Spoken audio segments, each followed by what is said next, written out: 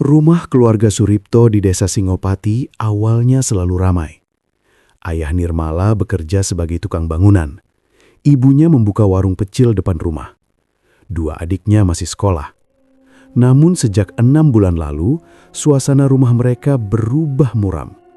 Semua bermula dari hal yang kelihatannya sepele, mimpi buruk yang terus menghantui Nirmala. Awalnya, Nirmala hanya bercerita sambil bercanda. Katanya ia mimpi dikejar sosok yang tidak jelas bentuknya. Tapi makin lama, nada bicaranya mulai berubah. "Aku kayak yang diawasi, Bu. Di kamar itu kayak ada yang berdiri," katanya suatu malam pada ibunya. Ibunya, Bu Rini, mengira itu hanya kelelahan.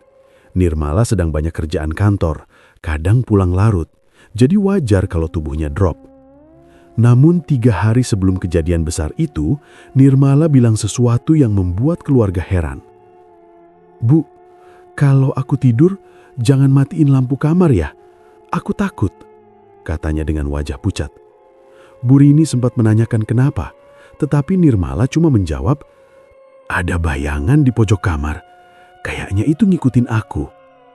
Bu Rini berusaha menenangkan, tapi malam itu ia sendiri mendengar Nirmala terbangun sambil teriak kecil. Ketika pintu kamar dibuka, Nirmala duduk di lantai sambil memeluk lutut. "Ada tangan dari bawah kasur," katanya terbata-bata. Tapi saat diperiksa, tentu saja tidak ada apa-apa. Mulai dari situ, rumah mereka terasa berbeda. Pintu dapur sering terbuka sendiri meski sebelumnya dikunci. Lampu ruang tamu berkedip-kedip padahal baru diganti. Bahkan adik Nirmala, Dito, pernah bilang ia melihat bayangan hitam melintas cepat di dekat kamar kakaknya. Ayah dan ibu Nirmala mengira anak-anak sedang ketakutan berlebihan, tapi di dalam hati mereka juga merasa ada sesuatu yang tidak beres. Suatu sore, sepulang kerja, ayah Nirmala, Pak Suripto, menemukan Nirmala duduk diam di ruang tamu. Ia menatap ke arah jendela, seperti ada seseorang di luar. "Nirmala, kok duduk di situ?" tanya ayahnya. Nirmala menoleh pelan, wajahnya pucat. "Pak, tadi ada yang manggil nama aku dari arah kebun belakang. Suaranya laki-laki," katanya. Pak Suripto langsung memeriksa keluar, tetapi tidak menemukan siapapun. Kejadian semakin menjadi ketika malamnya, sekitar jam 2 pagi, terdengar suara langkah dari lorong rumah. Langkahnya pelan tetapi jelas, seperti seseorang berjalan tanpa alas kaki. Pak Suripto sempat keluar kamar untuk mengecek, tapi lorong itu kosong. Lampu depan mati, meski sore sebelumnya masih menyala normal. Saat kembali ke kamar, istrinya berkata ia mendengar suara yang sama di dekat jendela kamarnya. Keesokan harinya, saat Bu Rini pulang dari pasar, ia menemukan Nirmala pingsan di lantai kamar. Posisi tubuhnya miring, salah satu tangannya kaku, seperti menahan sesuatu. Wajahnya pucat dan mata setengah terbuka, seperti orang ketakutan. Bu Rini berteriak memanggil suaminya, dan adik-adiknya ikut panik. Nirmala langsung dibawa ke puskesmas, kemudian dirujuk ke rumah sakit kabupaten karena kondisinya tidak membaik. Dokter memeriksa tekanan darah, jantung dan otaknya. Hasilnya normal semua. Tidak ada luka, tidak ada tanda penyakit, tidak ada benturan. Tetapi Nirmala tidak bangun. Matanya terpejam rapat, nafas teratur, tetapi tidak merespon suara atau sentuhan. Dokter menjelaskan bahwa kondisi ini masuk kategori koma ringan, tetapi tanpa penyebab jelas. "Kami tidak menemukan alasan medis," kata dokter jaga yang memeriksanya. "Secara tubuh, ia sehat, tapi kesadarannya seperti tidak ada di sini." Kalimat itu membuat keluarga tercengang. Waktu berlalu, hari berganti minggu, minggu berganti bulan. 6 bulan sudah Nirmala terbaring di ranjang rumah sakit. Keluarga memutuskan membawanya pulang karena tidak ada perkembangan. Di rumah, Bu Rini menjaga Nirmala hampir 24 jam. Tubuhnya mulai kurus, tetapi wajahnya tetap terlihat seperti orang ketakutan. Kadang-kadang meski dalam keadaan koma, ujung matanya mengeluarkan air mata. Tidak hanya itu, gangguan di rumah justru semakin parah setelah Nirmala koma. Setiap malam, pintu belakang seperti digedor. Suara langkah yang dulu pelan kini terdengar lebih keras. bahkan seperti seseorang berlari kecil di lorong. Dito pernah melihat bayangan hitam berdiri lama di depan pintu kakaknya, meski pintu itu tertutup. Dan beberapa kali, Bu Rini merasa ada yang menarik har rambutnya ketika ia tertidur di samping ranjang Nirmala. Pak Suripto awalnya masih coba berpikir logis. Ia memeriksa pintu belakang, memperbaiki lampu, dan menganggap suara itu hanya tikus atau angin. Tapi semua itu tidak menjelaskan kenapa Nirmala tak kunjung sadar dan kenapa rumah semakin terasa seperti dihuni sesuatu yang tidak terlihat. Suatu malam, sekitar jam 1, Pak Suripto terbangun karena mendengar suara seseorang memanggil namanya. "Toh, Suripto." Suaranya lirih, seperti dari kejauhan. Ia keluar kamar dan melihat pintu kamar Nirmala terbuka sedikit, padahal ia yakin sudah menutupnya. Ketika ia mendekat, tiba-tiba pintu itu menutup sendiri dengan keras. Brak! Bu Rini berlari keluar kamar sambil memeluk suaminya. Mereka berdua berdiri kaku, tidak berani mendekati pintu anaknya. Dari dalam kamar terdengar suara seperti seseorang menarik nafas panjang, padahal Nirmala masih koma. Keesokan harinya, keluarga akhirnya menyerah mencari jawaban dari rumah sakit. Mereka memutuskan mendatangi seorang tetua kampung bernama Mbah Suro yang dikenal sering dimintai pendapat soal hal-hal yang tidak bisa dijelaskan. Mbah Suro datang ke rumah sore itu. Tubuhnya kurus, jalannya pelan, tapi matanya tajam. Ia meminta melihat kondisi Nirmala. Ketika ia mendekati ranjang dan memegang tangan Nirmala, raut wajahnya langsung berubah. "Anak ini tidak sakit manusia," katanya pelan, membuat keluarga terdiam. Jiwanya tidak ada di tubuhnya. Itu sebabnya ia tidak bangun. Pak Suripto mengerenyit. "Maksud Mbah bagaimana? Badannya sehat, tapi kok nggak sadar?" Mbah Suro mengeleng. "Ada yang mengambil kesadarannya. Ini bukan penyakit, ini kiriman. Dan kiriman ini bukan tingkat biasa. Yang ngirim ini orang yang sangat membenci atau sangat menginginkan dia." Bu Rini langsung menangis mendengar itu. "Mbah, siapa yang mau jahat sama anak saya?" Mbah Suro tidak langsung menjawab. Ia hanya menutup mata sebentar, seolah meraba sesuatu. Setelah itu ia berkata, "Kalian harus cari orang yang benar-benar paham soal begini. Ini bukan santet sembarangan. Ini seperti perebut sukma." Ruangan menjadi hening, bahkan suara jangkrik dari luar tidak terdengar. Mbah Suro menatap keluarga itu satu persatu. Kalau dibiarkan, anak ini bisa dianggap meninggal dalam waktu dekat. Tubuhnya kuat, tetapi tanpa jiwa, lama-lama tidak akan bertahan. Kalimat itu membuat suasana semakin menegangkan. Pak Suripto akhirnya bertanya dengan suara pelan, "Terus, kami harus cari siapa, Mbah?" Mbah Suro menghela nafas. "Ada satu, tapi dia jarang mau membantu orang luar. Dia tinggal di pinggir hutan jati. Namanya Nenek Karsih." Nama itu terdengar asing bagi keluarga, tapi dari nada bicara Mbah Suro, jelas bahwa perempuan itu bukan orang sembarangan. "Kalau kalian ingin anak kalian kembali," kata Mbah Suro, "cari Nenek Karsih. Karena kalau bukan dia, saya rasa tidak ada yang mampu." Dan sejak kalimat itulah, perjalanan panjang keluarga Suripto untuk menyelamatkan jiwa Nirmala benar-benar dimulai. Setelah mendengar saran dari Mbah Suro, keluarga Suripto berusaha mencari siapa saja yang bisa membantu. Mereka tidak langsung pergi ke rumah Nenek Karsih, karena tidak tahu cara menemukannya. Dan Mbah Suro hanya bilang bahwa perempuan itu jarang menerima tamu. Jadi sebagai langkah awal, mereka memutuskan memanggil beberapa orang pintar yang masih satu kabupaten. Orang pintar pertama datang sore hari.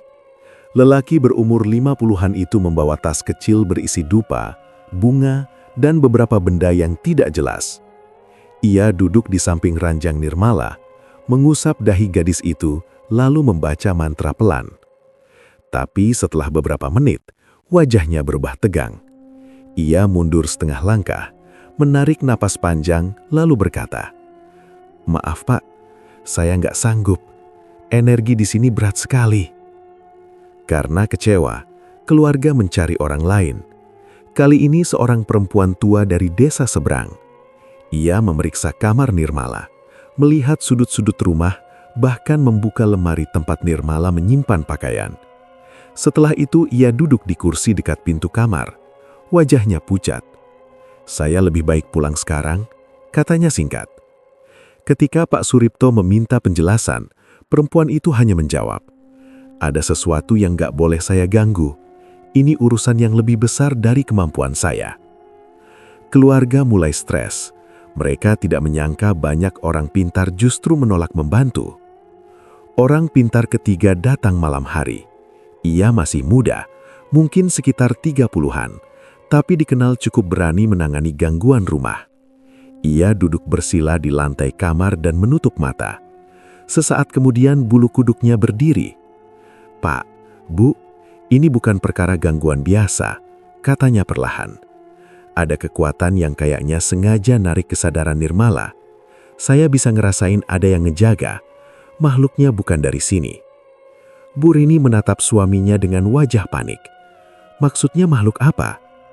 "Makhluk yang dikirim sama orang yang benci atau berharap dia kembali," jawabnya. "Tapi saya nggak bisa ngelihat siapa yang ngirim. Saya cuma bisa bilang, energi hitamnya kuat sekali."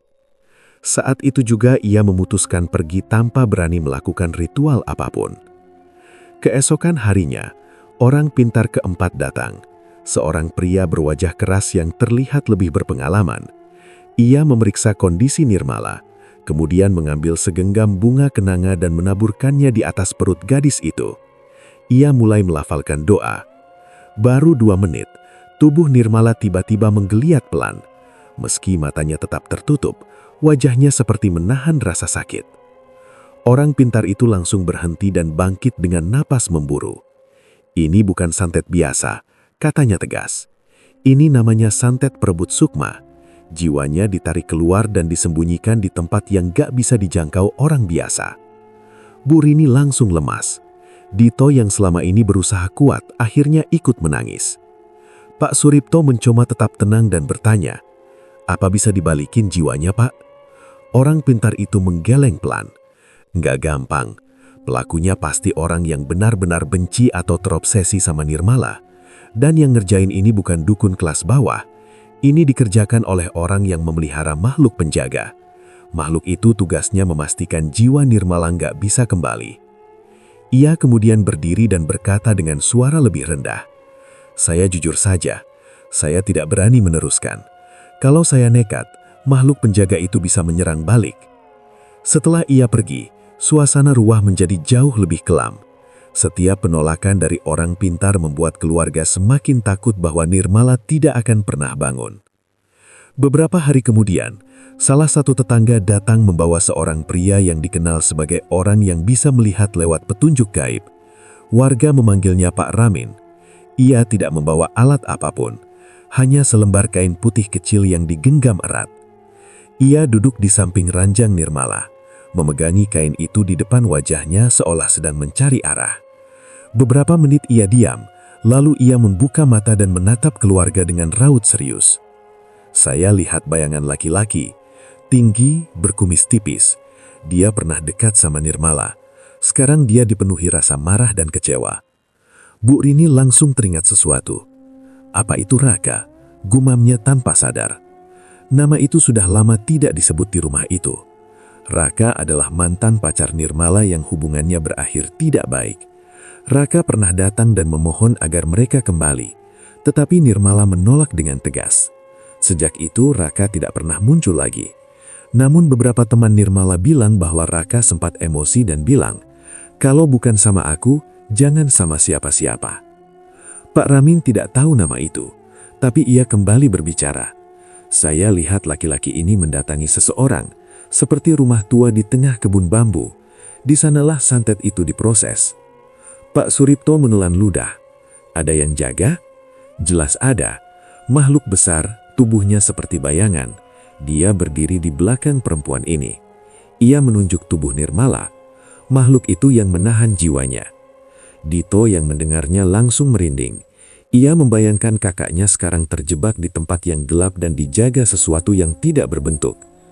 Pak Ramin melihat keluarga itu lalu berkata, "Saya cuma bisa kasih petunjuk sampai sini. Kalau kalian mau nyelamatin Nirmala, kalian butuh orang yang bisa masuk ke alam itu. orang yang punya kemampuan melepas ruh dari tubuhnya sendiri. Keluarga saling menatap.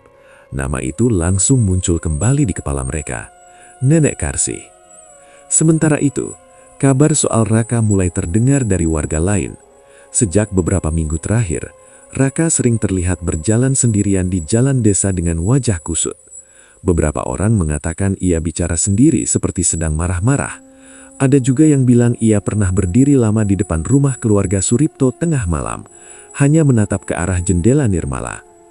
Temannya yang bekerja di bengkel sempat cerita kepada Pak Suripto, Raka itu berubah banget, Pak. Kadang diam, kadang marah sendiri. Kalau ditanya kenapa, ia bilang ada yang manggil-manggil. Saya takut lihatnya. Kelakuan Raka semakin aneh. Suatu malam, tetangga mendengar Raka berteriak dari dalam rumahnya sendiri seperti diganggu sesuatu. Saat diperiksa paginya, Raka terlihat pucat dan linglung. Wajahnya penuh keringat. Ketika ibunya bertanya apa yang terjadi, ia hanya menjawab, "Dia marah kalau aku nggak datang." Ibunya bingung, siapa yang marah? "Makhluk itu," jawabnya lirih sambil memegang kepalanya. "Yang bantu aku waktu itu." Jelas sudah bahwa Raka tidak hanya menjadi pelaku, tapi juga korban dari ikatan santet yang ia buat. Semakin lama ia terlihat semakin kehilangan akal sehat, seolah energinya disedot sesuatu dari dalam tubuhnya sendiri. Keluarga Suripto semakin yakin bahwa waktu mereka tidak banyak. Semua orang pintar sudah angkat tangan. Gangguan di rumah semakin parah. Bahkan malam terakhir, Bu Rini melihat laci meja kamar Nirmala terbuka sendiri. Dan dari dalamnya terdengar suara seperti seseorang sesegukan pelan. Saat pagi menjelang, keluarga memutuskan satu hal. Mereka harus mencari Nenek Karsih. Tidak peduli sesulit apapun. Mereka sadar bahwa nyawa Nirmala bergantung pada pilihan itu. Dan kalau mereka terlambat sedikit saja, Nirmala mungkin tidak akan pernah bangun lagi. Rumah keluarga Suripto kembali terasa semakin tegang. Setelah beberapa orang pintar menyerah dan semakin jelas bahwa Nirmala menjadi korban santet perebut sukma, keluarga hanya bisa menunggu sambil berharap ada keajaiban. Mereka belum menemukan cara untuk mendatangi Nenek Karsih karena tidak ada yang tahu pasti rumahnya di mana. Bahkan, warga desa bilang perempuan itu lebih sering berada di dalam hutan daripada di rumahnya sendiri. Namun tanpa disangka-sangka, pada siang hari yang panas, ketika Bu Rini sedang mengganti selang infus Nirmala di kamar, terdengar suara mengetuk pintu depan. Ketukannya pelan tapi jelas, seperti orang yang tidak terburu-buru. Pak Suripto membuka pintu dan langsung terdiam ketika melihat sosok perempuan tua berdiri di teras. Perempuan itu bertubuh kecil, punggungnya sedikit membungkuk. Rambutnya digelung rapi dan ia membawa tongkat kayu tipis. Matanya tajam, meski wajahnya dipenuhi keriput. Pak Suripto belum pernah bertemu langsung sosok itu sebelumnya. Tapi dari cerita warga, ia langsung tahu ini pasti Nenek Karsih. Nenek itu tidak banyak bicara. Ia hanya berkata, "Saya mau lihat anakmu." Pak Suripto terkejut. Mbah Karsih." Perempuan itu hanya mengangguk pelan dan masuk tanpa menunggu dipersilahkan. Bu Rini ikut terpaku melihat kedatangan perempuan yang selama ini dianggap misterius itu. Dito menyingkir ke samping, tak berani menatap lama-lama. Nenek Karsih berjalan menuju kamar Nirmala tanpa ragu, seolah ia sudah tahu letaknya.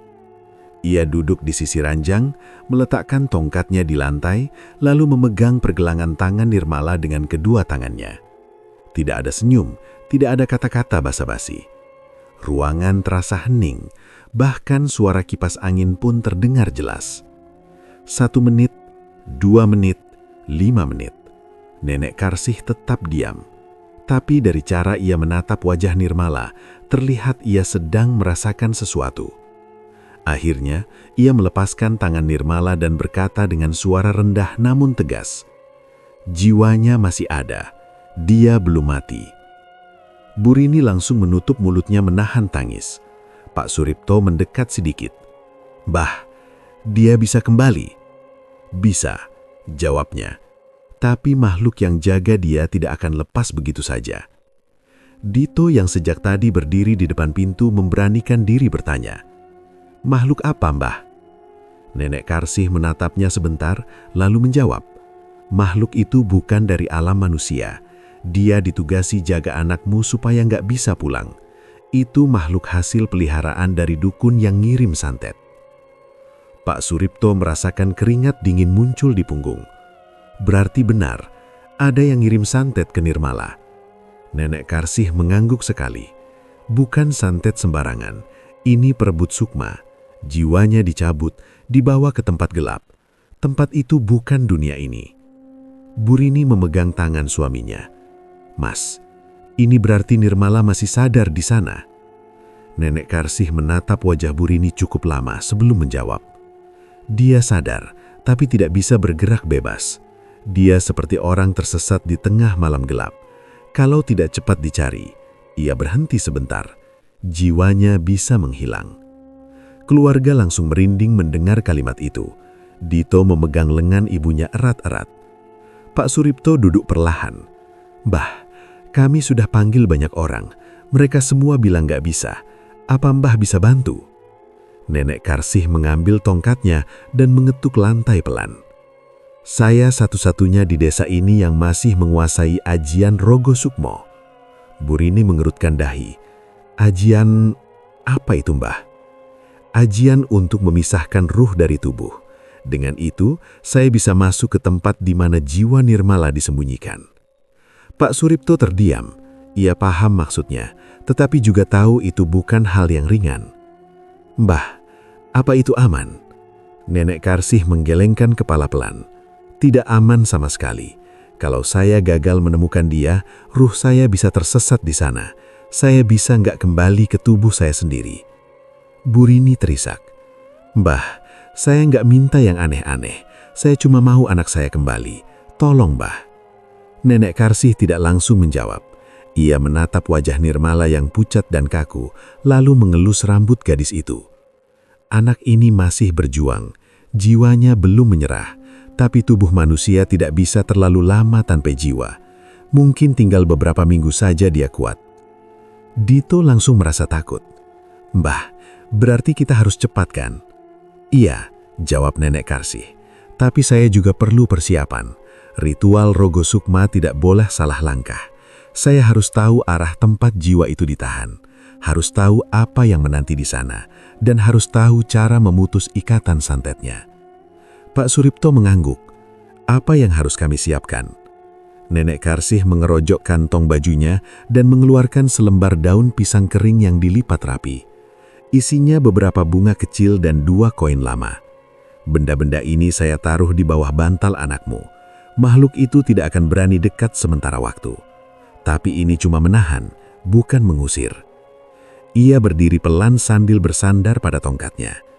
"Saya butuh waktu 2 hari untuk menyiapkan diri. Setelah itu, saya datang lagi untuk melakukan ritual." Pak Suripto dan Burini saling berpandangan, lalu mengangguk. "Kami bersedia, Mbah. Apapun yang Mbah perlukan, kami siap." Nenek Karsih menatap mereka satu persatu, lalu berkata, "Saya mau kalian jaga rumah. Jangan biarkan ada orang masuk setelah matahari terbenam. Dan jangan ada yang tidur sendirian malam ini. Makhluk itu mungkin mencoba melawan." Kalimat itu membuat seluruh keluarga merinding. Malam itu, rumah keluarga Suripto dijaga ketat. Lampu dinyalakan semua, pintu-pintu dikunci rapat. Namun meski sudah begitu, suara mencurigakan tetap terdengar.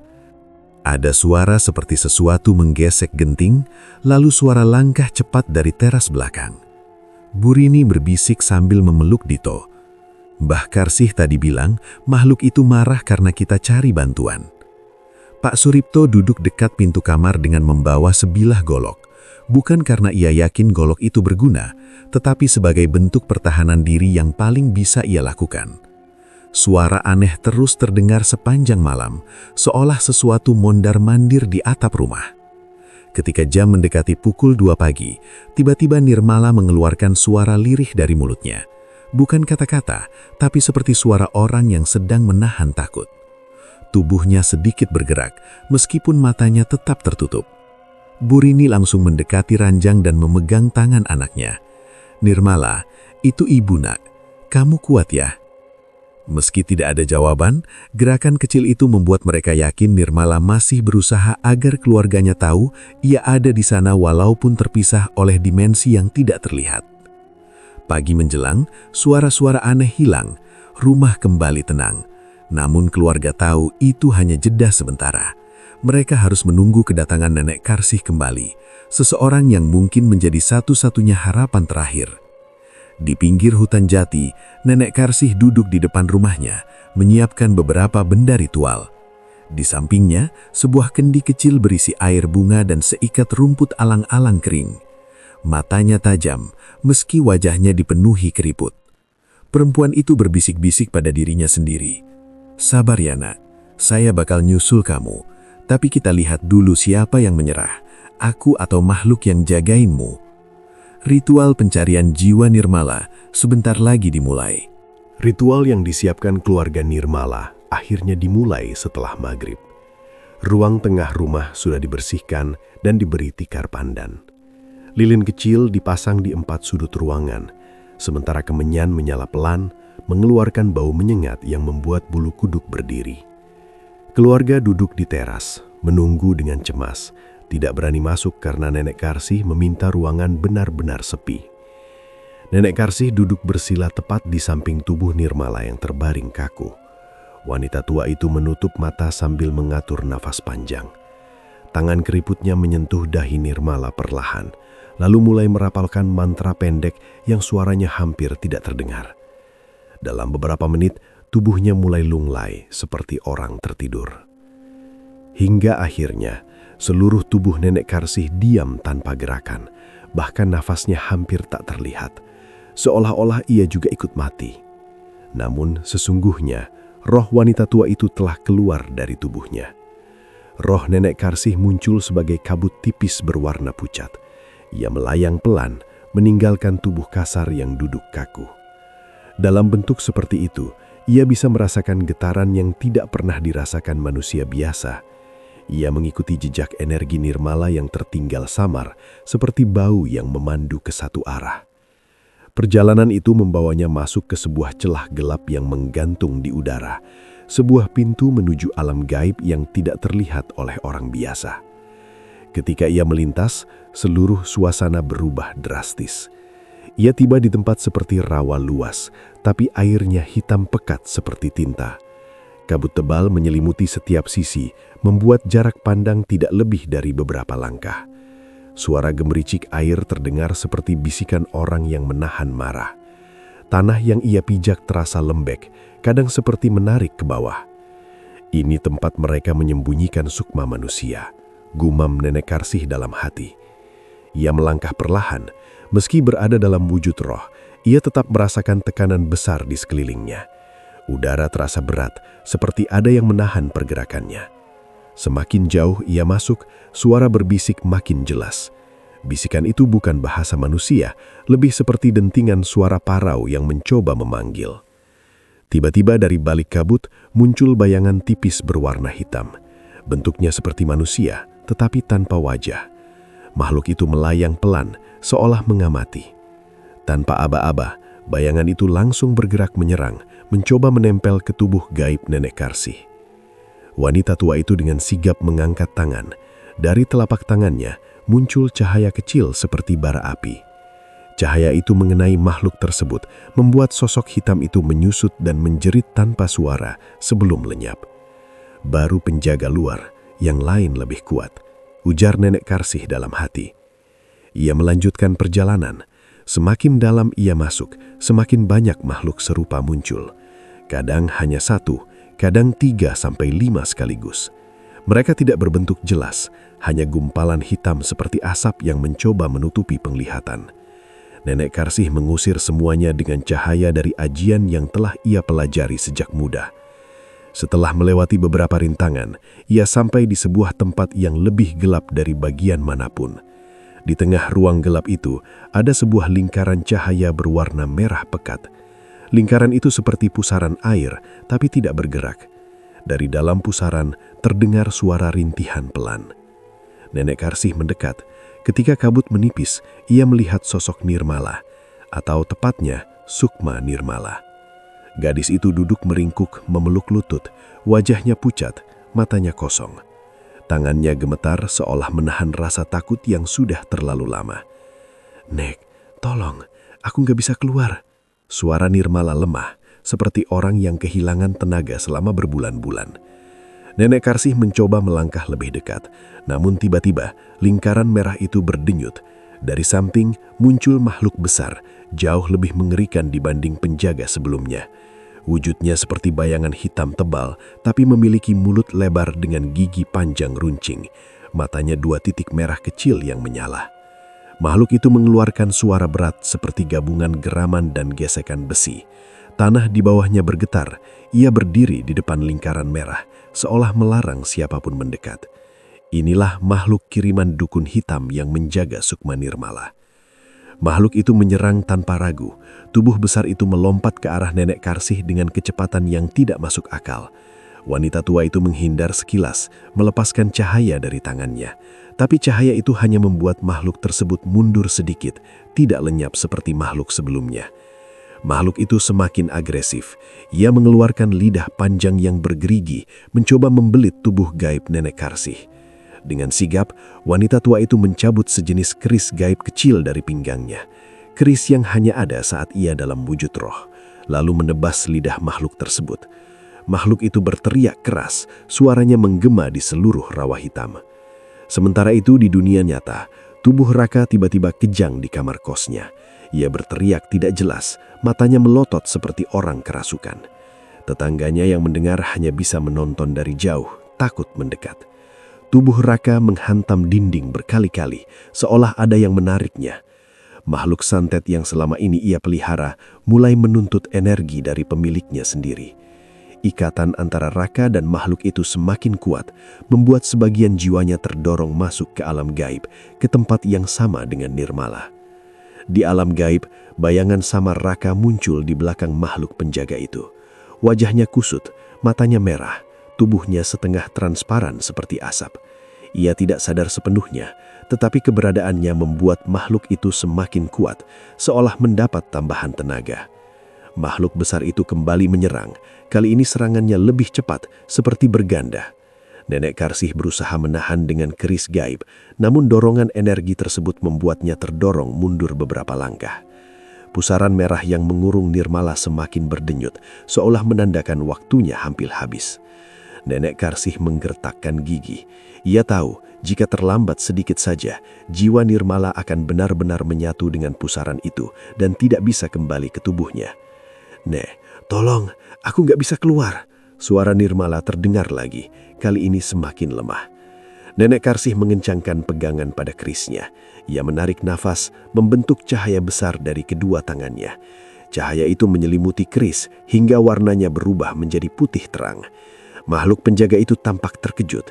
Ia melangkah mundur, tapi bayangan Raka di belakangnya mendorongnya maju lagi. Pertarungan batin pun dimulai. Keduanya saling serang, saling dorong energi. Setiap benturan membuat rawa hitam berguncang. Kabut menari liar, suara keras seperti sambaran petir terdengar, meski tidak ada kilat. Nenek Karsih menahan serangan demi serangan dengan sisa tenaga yang ia punya. Ia tahu, ia tidak punya waktu banyak. Tubuh kasarnya di dunia nyata mungkin sudah melemah. Jika ia kehilangan tenaga di alam gaib, ia bisa terjebak di sana selamanya. Namun ia tidak punya pilihan. Nirmala harus diselamatkan.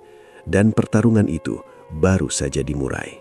Pertarungan di rawa gelap antara Nenek Karsih dan makhluk penjaga berlangsung semakin sengit. Setiap kali makhluk itu menyerang, tanah hitam di sekeliling bergetar seperti mau runtuh. Sementara itu, Sukma Nirmala yang terkurung dalam pusaran merah mulai semakin pudar warnanya. Matanya kosong, nafasnya pendek, seolah waktu hidupnya hanya tersisa sedikit. Nenek Karsih sadar ia tidak bisa menghadapi makhluk itu terlalu lama. Tubuh rohnya sendiri mulai melemah. Bias cahaya di ujung tangannya berkedip-kedip, tanda tenaganya mulai habis. Namun ia memaksa diri tetap berdiri. Makhluk penjaga kembali menyerang dengan gerakan cepat. Lidah panjangnya menyambar dari samping. Nenek Karsih menghindar sambil menebasnya dengan keris gaib. Percikan energi memancar ke segala arah. Makhluk itu berteriak keras, tapi suaranya lebih seperti suara logam yang digesek. Di belakang makhluk itu, bayangan Samar Raka tampak semakin jelas. Matanya melotot, wajahnya kusut, tubuhnya seperti ditarik oleh sesuatu dari dua arah yang berbeda. Keberadaan bayangan Raka membuat energi makhluk itu terus bertambah kuat. "Aku gak bisa lama-lama," gumam Nenek Karsi dalam batin. Ia menunduk sejenak, memusatkan pikiran. Cahaya di sekitar tubuhnya menyala lebih terang, meski tidak seterang sebelumnya. Ia mengumpulkan sisa tenaga untuk satu serangan terakhir yang bisa membuka jalan menuju pusaran merah. Makhluk itu mulai mendekat lagi. Ukurannya terasa makin besar. Dua tangan panjangnya bergerak seperti siap merobek apapun di hadapan. Ketika jaraknya tinggal beberapa langkah, Nenek Karsi melompat ke depan, menancapkan keris gaib ke dada makhluk itu. Cahaya putih menyebar dari keris. Makhluk itu menjerit keras, tubuhnya gemetar hebat seolah terbakar dari dalam. Namun berbeda dari makhluk-makhluk kecil sebelumnya, makhluk besar ini tidak langsung hancur. Ia hanya melemah, memberi celah kecil sebelum kembali bangkit. Nenek Karsi memanfaatkan celah itu. Ia berlari menembus garis merah yang mengurung Sukma Nirmala. Pusaran itu bergetar kuat seolah menolak kehadirannya. Tetapi ia tidak berhenti. Ia mengangkat kedua tangannya dan merapalkan mantra lebih panjang dari sebelumnya. Cahaya terang keluar dari tubuhnya dan menabrak pusaran merah itu. Gembok energi hitam yang menggantung di atas kepala Nirmala mulai retak. Terdengar suara seperti kayu patah. Krak! Retakan pertama muncul. Nenek Karsi menekan lagi, semakin kuat. Krak! Retakan kedua. Pusaran merah bergetar makin keras. Bayangan energi di sekelilingnya mulai bergerak liar. Makhluk besar itu sadar apa yang terjadi. Ia meraung marah dan bergerak mau menyerang kembali. Bayangan Raka di belakangnya ikut tertarik maju, seolah ada tali tak terlihat yang menghubungkan keduanya. Sementara itu, di dunia nyata, tubuh Raka di kamar kosnya benar-benar kacau. Ia meronta, menjerit, bahkan menghantam dinding tanpa kendali. Suara teriakannya terdengar sampai luar. Beberapa tetangga ketakutan, tidak berani mendekat. Tubuh Raka membiru sedikit demi sedikit, seperti ada sesuatu yang mencekik lehernya. Kembali ke alam gaib, Nenek Karsi mengerahkan sisa tenaga terakhir. Cahaya yang ia pancarkan akhirnya memecahkan gembok energi hitam. Prak! Pusaran merah runtuh seperti kaca pecah. Cahaya gelap yang menutupi tubuh Nirmala lenyap perlahan. Sukma gadis itu terjatuh, namun masih dalam kondisi lemah. "Nirmala!" seru Nenek Karsi sambil memeluknya. "Bangun, kamu harus ikut aku sekarang." Mata Nirmala berkedip pelan. Ia tampak bingung, tetapi kali ini ia bisa menatap Nenek Karsi dengan lebih jelas. "Aku dingin, Nek," bisiknya. "Kamu aman, tapi kita harus pergi sebelum makhluk itu bangkit lagi." Makhluk besar itu memang belum hilang. Tubuhnya yang sempat kolaps mulai bangkit perlahan, walau melemah. Sorot matanya berubah dari merah terang menjadi merah kusam, tapi masih berbahaya. Dalam waktu bersamaan, bayangan Raka yang melekat padanya meraung kesakitan. Bayangan itu seperti ditarik dari dua arah, dari tubuh makhluk itu dan dari tubuh aslinya di dunia nyata. Ikatan santet yang ia buat sendiri mulai hancur. Makhluk besar itu mengangkat kedua tangannya, mencoba menahan Nirmala agar tidak keluar dari wilayah kekuasaannya. Tapi Nenek Karsi mengangkat kerisnya tinggi-tinggi, lalu menancapkannya ke tanah gelap tempat makhluk itu berdiri. Keris itu meledak menjadi cahaya besar. Makhluk itu menjerit, tubuhnya mulai terpecah menjadi serpihan hitam yang berhamburan ke udara. Bayangan Raka ikut menjerit, lalu ditarik kuat ke bawah sebelum menghilang dalam sekejap. Ikatan santet pun pecah total. Di dunia nyata, tubuh Raka berhenti bergerak. Tubuhnya membeku dalam posisi menengadah. Lehernya tampak seperti dicekik oleh sesuatu yang tidak terlihat. Kulitnya berubah biru tua. Matanya terbuka lebar, penuh ketakutan. Lalu ia berhenti bernafas. Orang-orang yang melihat hanya bisa berdiri terpaku, tidak mengerti apa yang baru saja terjadi.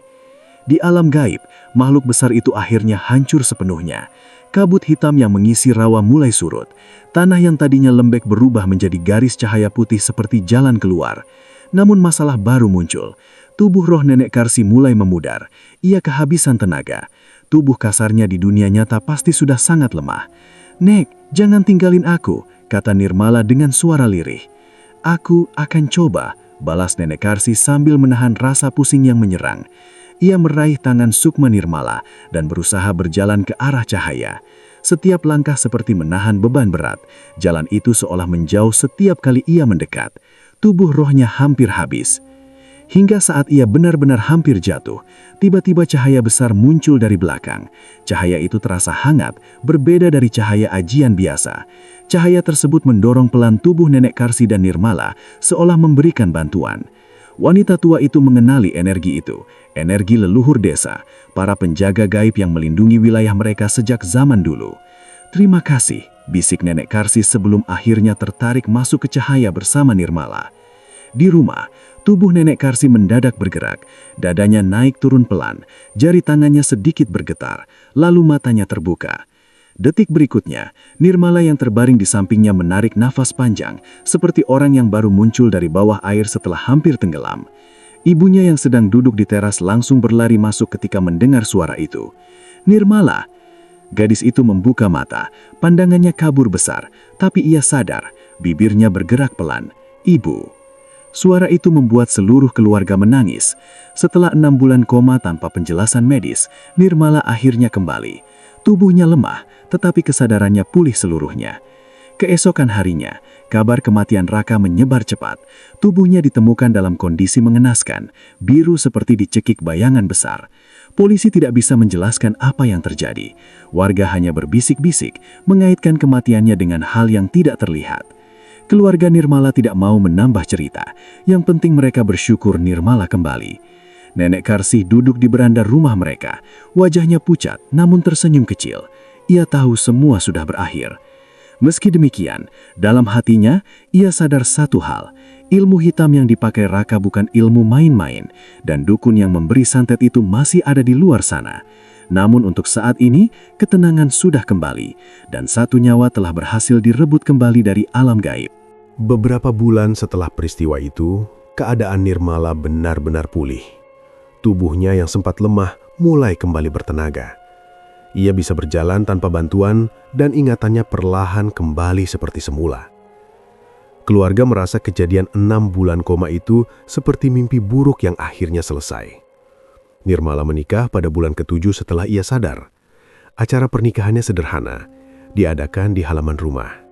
Warga desa datang banyak, bukan hanya untuk memberi salamat, tapi juga karena mereka merasa bersyukur Nirmala kembali hidup normal.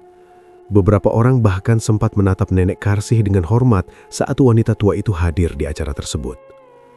Sebagai bentuk terima kasih atas pertolongan gaib yang mereka dapatkan, keluarga Nirmala membangun sebuah sajen kecil di pojok halaman.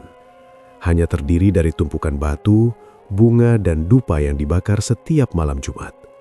Bukan untuk menyembah makhluk, tetapi sebagai penghormatan kepada leluhur penjaga desa, serta pengingat bahwa apa yang terjadi pada Nirmala tidak bisa dianggap enteng. Sementara itu, kabar tentang makam Raka cepat tersebar. Setelah pemakamannya, hampir tidak ada satupun warga yang mau datang ke kuburannya. Mereka mengatakan setiap malam tertentu terdengar suara laki-laki menjerit dari arah makam itu. Suaranya lirih, kadang seperti memanggil, kadang seperti menahan sakit.